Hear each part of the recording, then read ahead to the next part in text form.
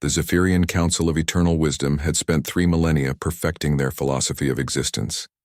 Their crystalline spires reached toward the stars, each facet carved with equations that proved the fundamental futility of struggle against entropy. To them, the universe was a mathematical certainty. Every outcome predetermined, every action merely an illusion of choice in an endless equation of decay.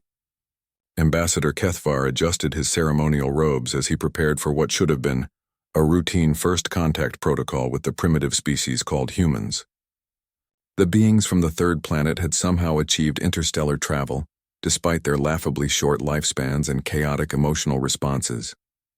It would be a simple matter to enlighten them about the true nature of existence, then guide them toward the peaceful acceptance of cosmic inevitability that all advanced civilizations eventually embraced. The human delegation consisted of scientists, diplomats, and, inexplicably, several children. Kethavar's 4 eyes blinked in confusion at this breach of protocol. No civilized species brought their offspring to such momentous occasions. "Welcome," Kethvar intoned, his voice carrying the weight of eons. "We are honored to share with you the wisdom that has brought our people eternal peace. You struggle needlessly against the currents of fate. We shall teach you the mathematics of acceptance." Dr. Sarah Chen, the lead human diplomat, nodded respectfully.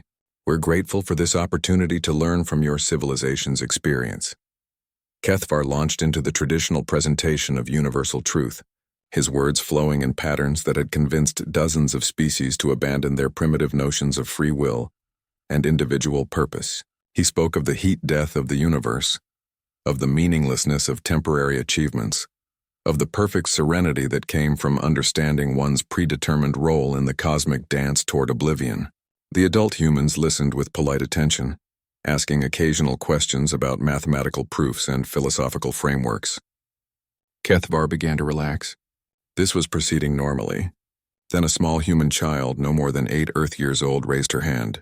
"Yes, young one," Kethvar said, amused by the creature's presumption. The child, who wore bright red shoes and had ribbons in her hair, tilted her head with innocent curiosity. "If everything is already decided and nothing we do matters, then why are you trying so hard to convince us?" The great hall fell silent. Kethvar's primary brain processed the question, then passed it to his secondary consciousness for verification.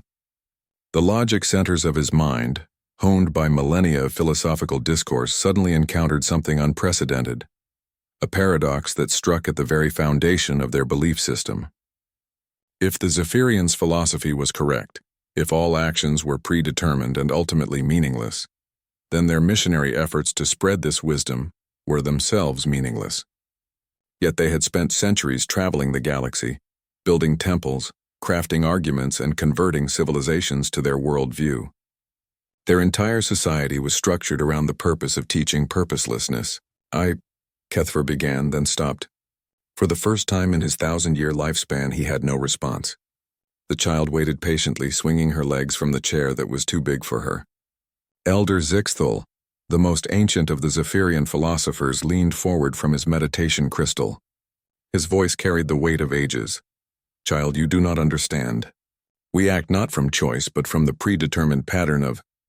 But if it's predetermined, then you were always going to try to convince us, and we were always going to either believe you or not believe you." The child interrupted with the casual logic of youth. "So why do you care what we think? Why did you build all those pretty buildings and come all this way if our answer was already written down somewhere?" Elder Zixthal's philosophical matrix began generating error cascades. His consciousness, built on the bedrock certainty of cosmic determinism, started to fragment as it encountered an unresolvable contradiction. The child continued, oblivious to the metaphysical crisis she was creating. "And if nothing matters because everything ends anyway, why are you so happy and peaceful? Happy and peaceful are feelings about things that matter. You can't be happy about nothing mattering, because then nothing mattering would matter to you." One by one, the Zephyrian Council began to experience what their language had no word for: cognitive dissonance.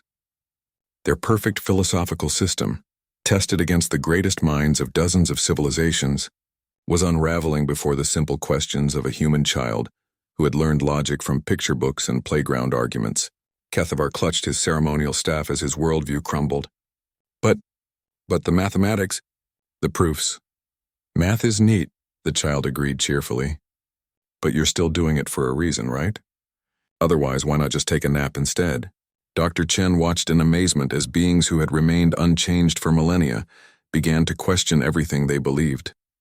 The Zephyrian philosophy hadn't been defeated by superior arguments or overwhelming evidence, but by the simple recognition that their actions contradicted their beliefs.